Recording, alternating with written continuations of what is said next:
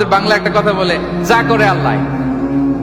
নিজের কোনো role play নাই, নিজের কোনো প্রিকশন নাই, কোনো প্ল্যানিং নাই, কোনো পলিসি নাই, কোনো স্ট্র্যাটেজি নাই, বলে আল্লাহর উপর ভরসা করলাম, যা করে আল্লাহ। এরকম বলে না? এই যে যা করে আল্লাহ বলে যে তাওয়াক্কুল করলেন, এটা বিষ্ণু ইসা ইসলামের শিখানো পন্থায় তাওয়াক্কুল হয়েছে? কথা বলেন, হয়েছে? বিষ্ণু ইসা ইসলাম তো অপারগতা, দারিদ্রতা, অলসতা, অকর্মণ্যতা থেকে আল্লাহর কাছে পানাহ চেয়েছেন।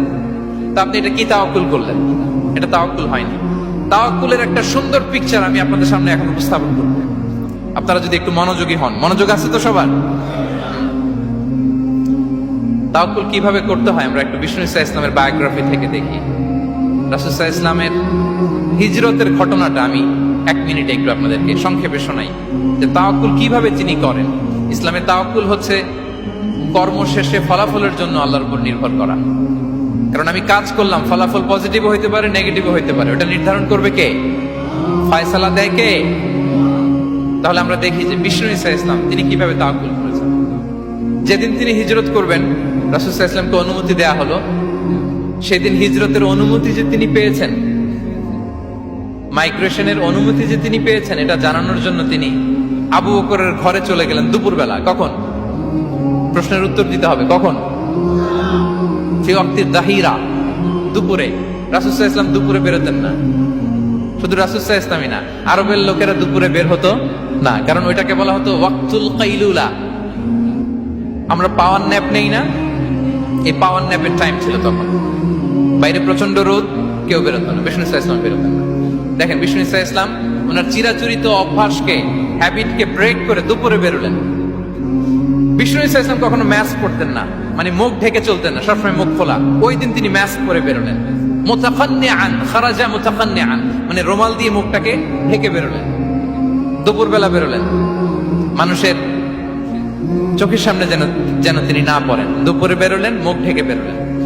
আবু বকর রাদিয়াল্লাহু তাআলা আনহুর ঘরে যেয়ে বললেন, উযিনা লি বিল খুরুজ।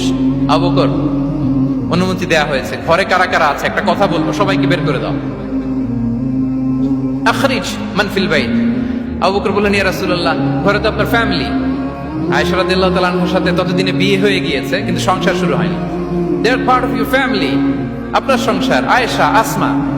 তখন তিনি আশা ফিরে পেলেন, বললেন ঠিক আছে তাহলে শোনো, উযিনা লি বিল খুরুজ, অনুমতি দেয়া হয়েছে, আমি থাকবো সাথে?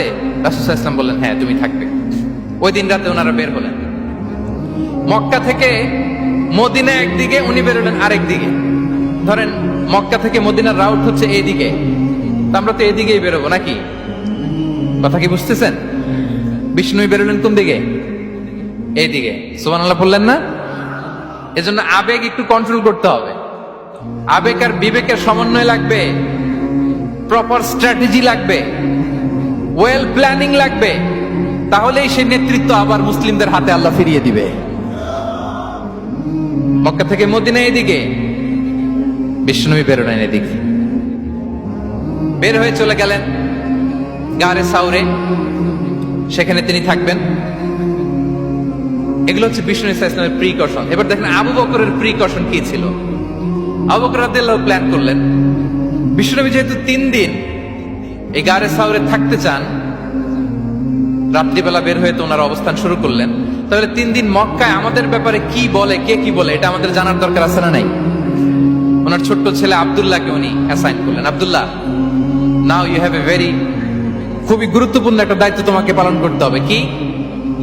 তুমি সকালবেলা মক্কার বাজারে যে এই দোকানে যাবা, ওই দোকানে যাবা, ওই দোকানে যাবা, দেখবা যে মক্কার কুরাইশরা কে কি বলে, কারণ তারা তো আমাদেরকে খুঁজবে, তন্ন তন্ন করে খুঁজবে। তারা কে কি বলে এই তথ্যটা এসে আব্দুল্লাহ তুমি আমাদেরকে দিয়ে দিবে। সুবহানাল্লাহ। আবু বকর রাদিয়াল্লাহু তাআলা আনহুর ছোট্ট ছেলে আব্দুল্লাহ মক্কার বাজারে এখানে যায় ওখানে যায়, কে কি বলে সে সব শুনে আস্তে করে এসে মরুভূমি পার হয়ে গারে সাউরে যে আবু বকর রাদিয়াল্লাহু তাআলা আনহুর কাছে ইনফরমেশন সব দিয়ে দিচ্ছে। কিন্তু দেখেন, যেই মুহূর্তে আব্দুল্লাহ তথ্য নিয়ে মক্কা থেকে গারে সাউরে আসে, আব্দুল্লাহ যখন হেঁটে হেঁটে আসে, মরুভূমির বালুর মধ্যে তার ফুটপ্রিন্ট পড়ে যায় না? কথা বলেন না কেন? পড়ে যায় না? তা আবু জাহেল, উতবা, সাইবার তো বেশি কষ্ট করা লাগে না। তারা খুঁজতে খুঁজতে যখন আব্দুল্লাহর ফুটপ্রিন্ট পেয়ে যায়, ছোট্ট বাচ্চার ফুটপ্রিন্ট, এটা ফলো করলেই তো আবু বকর আর মুহাম্মদ। ঠিক কিনা? সুবহানাল্লাহ। আবু বকর রাদিয়াল্লাহু তাআলা আনহুর প্ল্যানিং দেখেন। তিনি যেমনি ছোট্ট আব্দুল্লাহকে ইনফরমেশন গ্যাদার করার জন্য সেট করলেন, তিনি ওনার একটা রাখালকে সেট করলেন, তার নাম হচ্ছে আমির ইবনে ফুহায়রা। আমির ইবনে ফুহায়রাকে তিনি অ্যাসাইন করে বললেন, আমির, আব্দুল্লাহ যখন সকালবেলা আমাদেরকে ইনফরমেশন দিয়ে চলে যাবে, তুমি আমার ছাগলগুলোকে এনে মরুভূমির এই জায়গায় একটু চালাবা। তাহলে ওইখানে আর আব্দুল্লাহর ছোট্ট বাচ্চার ফুটপ্রিন্ট থাকবে না, ওখানে আমার ছাগলগুলোর ফুটপ্রিন্ট থাকবে। সুবহানাল্লাহ, এত আসতে বললে হবে? আল্লাহু আকবার, আল্লাহু আকবার, আল্লাহু আকবার।